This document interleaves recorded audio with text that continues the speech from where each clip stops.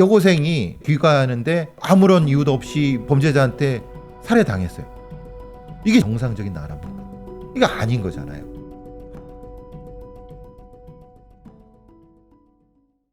안녕하세요. 이것은 크라임. 저는 김PD입니다. 오늘도 이슈 분석 위해서 배상훈 프로파일러님 모셨습니다. 네, 안녕하세요. 배상훈입니다. 네, 반갑습니다.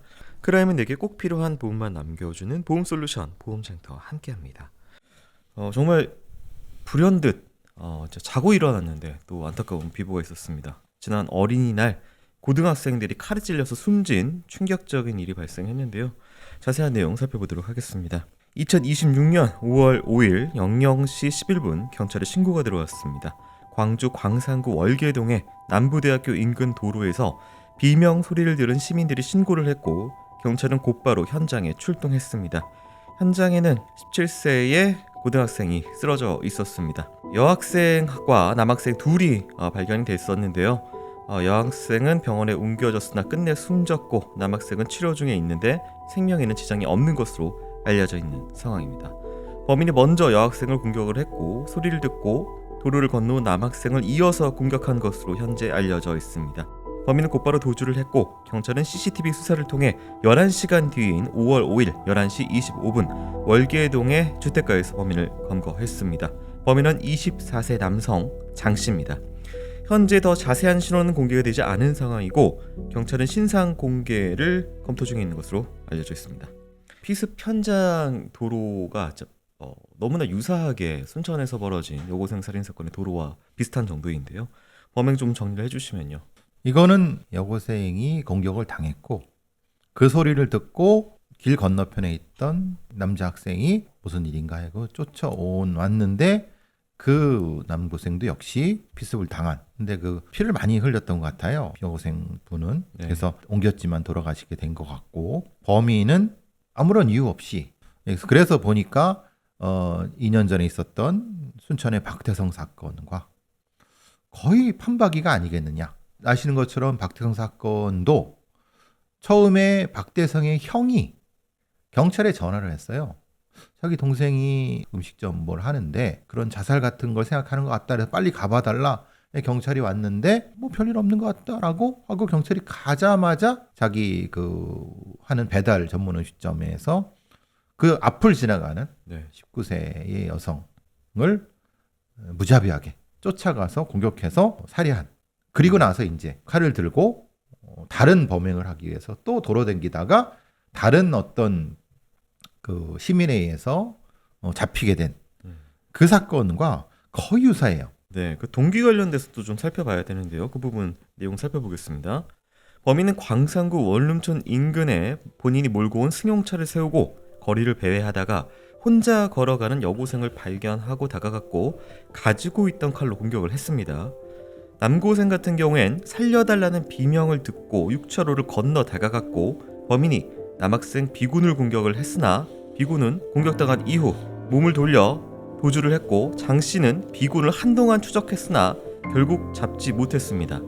이후 장씨는 도주를 시작했습니다. 장씨는 치밀하게 움직이는 모습을 보였습니다.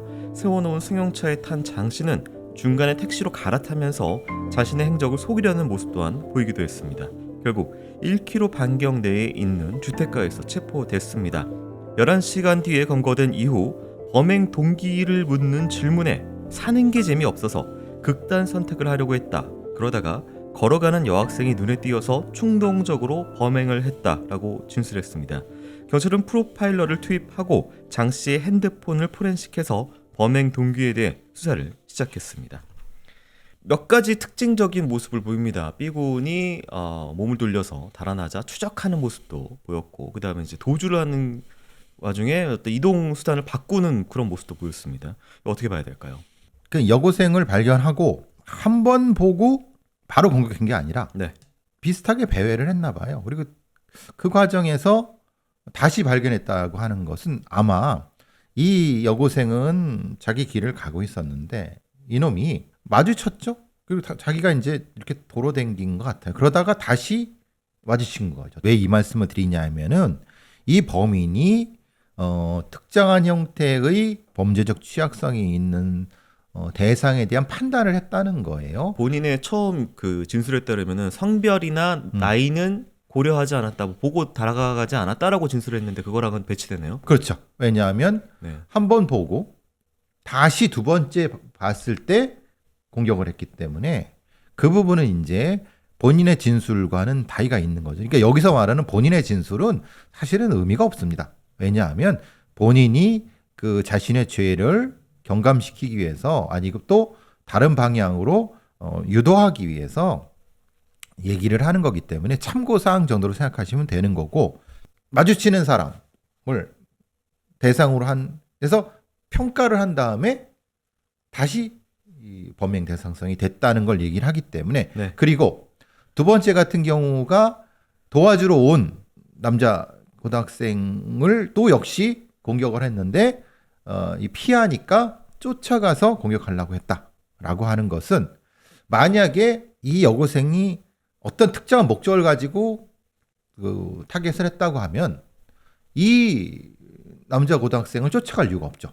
네. 완수를 하면 되는 거니까. 그러니까 그것은 뭐냐면은 이 범인이 자신의 감정적인 것을 투여하는 이런 것을 의미하는 건다는 거예요. 대상이 이렇게 좀 열려 있다. 예, 그렇죠. 네. 그러니까 그래서 나오는 게 이제 뭐 흔히 말하는 묻지마 범죄냐 뭐 이런 얘기를 하는 것이 그거예요. 그러니까 꼭 이 여고생을 대상으로 한 건 같지는 않다. 네. 다만 평가에 의해서 자신이 쉽게 공격하고 완수했다는 생각에 평가는 한 것 같다. 네, 덩치 여기까지. 큰 사람이 지나갔다면은 그 사람은 공격 안 했을 것이다. 다른 사람도 지나갔겠죠. 네. 그런데 그 사람이 아니라 이 여고생을 대상으로 했기 때문에. 그리고 그 뒤에 도주를 했는데 자기 승용차를 타고 가다가 쫓길 것 같으니까 택시를 타고 이동해서 11시간 뒤에 잡게 된 것도 근데 계획성이라기보다는 생각을 한 것 같아요. 네. 잘 피할 생각을. 근데 계획을 명확히 한 것 같지는 않다. 그럼 네. 이건 박대성 사건하고도 유사하죠. 어쨌든 지금 뭐 알코올, 약물 관련된 것에 대한 보도는 전혀 나오지 않고 있는 상황이고, 그리고 저희가 흔히 비체계형 범죄, 체계형 범죄 이렇게 두 개로 나누는데, 비체계형, 그러니까 약간 정신적인 이상이 동반된 그리고 좀 그런 공격에 의해서는 안 보인다. 왜냐면 판단도 하고 범행 대상도 도주도 뭔가 머리를 쓰고 있다. 예, 그렇죠. 네. 그런데 중요한 거는 네. 본인이 얘기했다고 하는 사는 게 재미없어서 극단 선택을 하려 했다. 그 과정에서 충동적으로 범행을 했다라고 하는 것을 이대로 오늘 아침부터 계속 이 방송에 나가고 있어요. 네. 이거잖아요. 자살하려고 생각하다가 마침 여성이 보이니까 그거를 저쪽에 투여했다 이 얘기잖아요. 네. 이건 굉장히 위험한 얘기고 실제로는 이 얘기는 매우 과학적이지 않은 겁니다. 이런 생각이. 그럼 반대로 생각하면 네. 자살하는 사람은 모두 그러면 자살하기 전에 누가 다른 데에 있으면은 그 사람을 공격해서 죽이나요? 그러니까 공격성이 내부가 아닌 외부로 바뀌어서 투사가 그렇죠. 쉽게 될 네. 수 있다라는 전제가. 전제가 되는 거죠. 네. 그거는 그런 입증된 데이터도 없을 뿐더러 네. 그런 사례도 거의 없습니다. 뭐 있다고 해도 사실은 그건 불명확한 거고 네. 이걸 이렇게 해버리면은 이 범인한테 감형 요소가 돼요. 실제로 자살하는 사람들은 자기 혼자 뭘 하다가 그냥 자살 선택을 하는 거예요. 자살하려고 하다가 욱해서 다른 사람을 죽인다라고 하는 말 같지도 않은 비과학적인 얘기를 이놈은 떠드는데 이 떠드는 거를 방송에서 얘기를 해주면은 네. 마치 자살하는 사람은 다 공격적이야라는 형태가 된다는 거예요. 네. 전혀 합리적이지 않고 설명되지도 않는 얘기를 이놈은 왜? 자기는 그렇게 생각하니까. 근데 그러면 얘가 말하는 자살이라는 것을 그냥 머릿속에 그냥 여러 선택지 중에 하나인 거예요. 확 죽어버릴까? 예. 화가 난다. 예, 그런 거죠. 네. 박대성이도 똑같았어요. 네. 그 범행 전에 자기 형 뭐 통화하다가 죽어버릴까? 진짜 죽을 사람들은 그런 얘기를 안 합니다. 이 부분이 박대성이랑 똑같은 유사한 부분인 거고 이 부분은 이 범인이 생각하는 기본적인 사고방식을 생각하는 거예요. 즉 관종, 즉 말하자면 재미로 사람 죽일 수 있다. 이런 형태의 심리 상태를 얘기하는 거지 이걸 꼭 자살이란 걸로 연관시키면 안 된다는 거죠. 네. 그러니까 자살을 준비 중인 사람이 칼을 준비를 해서 어느 위치, 원룸촌, 젊은이들 많은 곳에 대학교 근처에 원룸촌에 가서 배회하다가 누군가를 찌르고 또 쫓아가고 도주하는데 차 바꾸고 이게 자살하는 사람의 어떤 준비성이 같지가 않아서 전혀 않죠. 네. 자살하는 사람은 약을 준비한다든가 아니면 어디 가서 뭐 고층에서 뛰어내린다든가 아니면 뭔가 그런 형태의 패턴을 보이는 거지. 칼을 가지고 밖으로 나가진 않잖아요. 그렇죠. 네. 얘는 그게 아니라 칼을 가지고 뭔가 다른 짓을 하려고 해는 놈이잖아요. 네네. 이걸 정확히 방송사나 아니면 이런 경찰에 일하는 데서도 분리를 해줘야지 떠든다고 그대로 얘기해주면 그게 말이 되나요? 네네. 사실 밤 12시에 돌아다니는 게 그러니까 흔히 저 외국인들 뭐 유튜브에 쇼츠 올라오고 그런 거 보면 한국은 치안이 안전해서 이 자정에 여자 혼자 돌아다니는 거가 되는 나라다. 그래서 올리고 유명해지고 그런데 이제 이상동기 범죄가 꾸준히 이제 집계를 시작한 2023년에 46건, 24년에 42건, 25년에 39건, 40건 기준으로 계속 이어지고 있는 상황이다라는 데이터가 있고요. 또 하나는 이 이상동기 범죄에 대해서 살인 미수 혐의가 전체 이상동기 범죄의 35.4%에 달할 정도로 굉장히 강력 범죄로 이어지는 게 많고 피의자의 성별은 남성이 96명으로 여성보다 3배가 많은 이런 데이터가 현재 집계가 돼 있습니다. 일단 이상동기 범죄라는 개념은 저는 사실 안 받아들인다. 왜냐? 이상동기 그럼 반대면은 정상동기 범죄인가요? 그럼 정상동기 범죄라는 게 뭐가 있습니까? 치정이나 뭐 복수나 이런 거. 무동기를 뜻하는 걸까요? 그러니까 이거는 네. 동기를 알 수 없기 때문에 네. 추정적으로 지금 그냥 하나로 몰아넣은 범죄들을 얘기를 합니다. 네네. 그러니까 범주가 아닌 거예요. 범죄의 동기를 아직 알 수 없는 범죄라고 해서 미셀레이니어스라고 하는 걸로 네. 일단 해서 그 다음에 이걸 가지고 뭔가 동기를 해보자라는 의미에서는 의미가 있지만 네.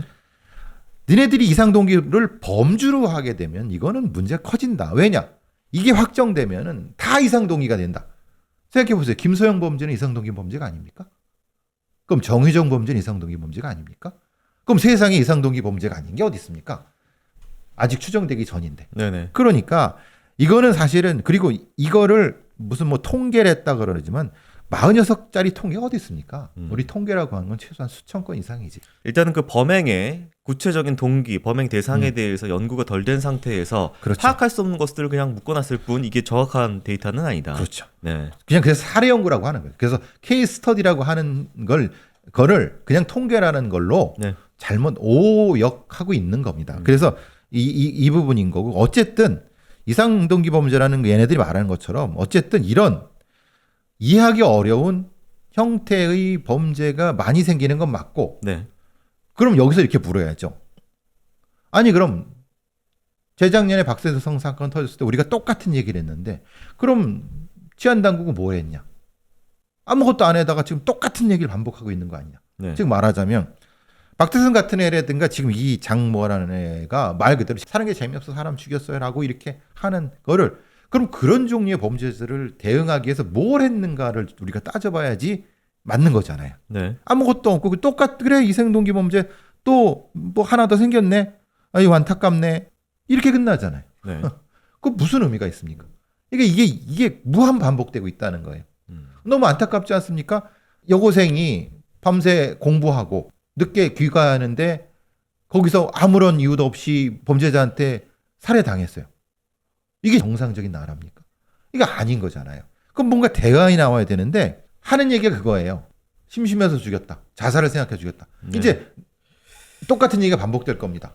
그러면 자살하는 사람은 이제 저 공격성이 높네. 그러면 쟤네들 어떻게 해야 되나 이런 얘기 나오잖아요. 이게 좀 안타까운 거예요. 특히 이게 또 어린이날 자정에 네. 이런 일이 벌어진다고 하니까 참 너무 어떻게 보면 이 피해자도 불쌍하고. 네네. 알겠습니다. 교수님, 보험장터 분석 요청하면은 보험료 줄이고 보장 는다고 하잖아요. 근데 이거 아무리 생각해도 싸지는데 어떻게 혜택이 는다는 게 이게 가능한가 싶어가지고요. 그 비결은 바로 할인형 보험이지.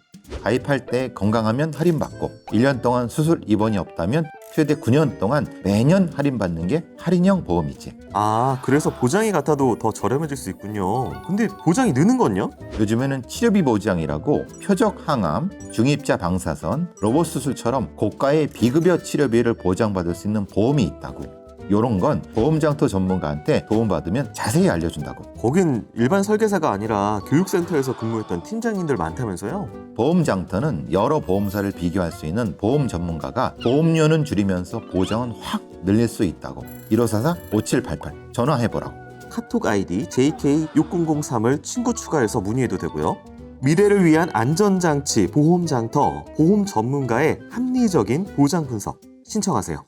우리가 범죄 연구를 해야 되는 이유가 이제 결국은 걔네들이 진짜 뭐 궁금해서 널 알고 싶어 이거라기보다는 사실은 이제 범죄 자체에 대한 이해가 높아야지 결국은 안전한 사회로 가는 지름길이 되는데 우리가 이제 박대성 사건 이후로도 충분한 연구와 그거에 대한 대응책이 마련이 되지 않고 계속 이어지고 있는 상황이다. 씁쓸합니다. 예. 네, 좀 뭐 이제 흔히 여기서 할 수 있는 그 정치적인 대응은 신원 공개를 통해서 분노의 어떤 물꼬를 터주는 거죠. 예를 들어서 누구다 얘다 얼굴 봐라 얘를 욕해라 뭐 이렇게 되는 것이 뭐 일반적인데 사실 뭐 거기서 끝나면 안 되고 물론 이제 잘못한 부분은 공공연하게 이제 벌을 받아야 되겠지만 이 전체 그림을 좀 봐야 되겠다. 그렇죠. 네. 이제 또 뭐가 나온지 아시죠? 또 사페 논란이 나올 겁니다. 그러니까 어쨌든 손끝을 가리키면 예, 그쪽을 보게 돼 있으니까. 그러니까. 네. 또 여혐 논란 나올 겁니다. 두 패키지가 또 나와서 네. 또 흐지부지에다 말 겁니다. 이러면 안 된다는 거예요. 네, 프로파일러도 투입이 되고 포렌식도 하는 이유는 그거겠죠. 범죄에 대한 연구를 통해서 왜 이 범죄가 일어나는지를 알아야 된다는 얘기인데 또 결과도 주목해 봐야 되겠습니다. 정말 진짜 여고생이면 이제 대학 들어가고 이제 미래를 꿈꾸고 그럴 나이였는데 정말 너무나 안타깝습니다. 밤에 집에 가다가 이렇게 세상을 떠난 그 피해자 그리고 이제 뭐 굉장히 또 놀랐을 거예요. 또 남학생 부모님들도. 네. 또 위로와 명복을 빌면서 방송 마치도록 하겠습니다. 유승훈도 감사합니다. 수고하셨습니다.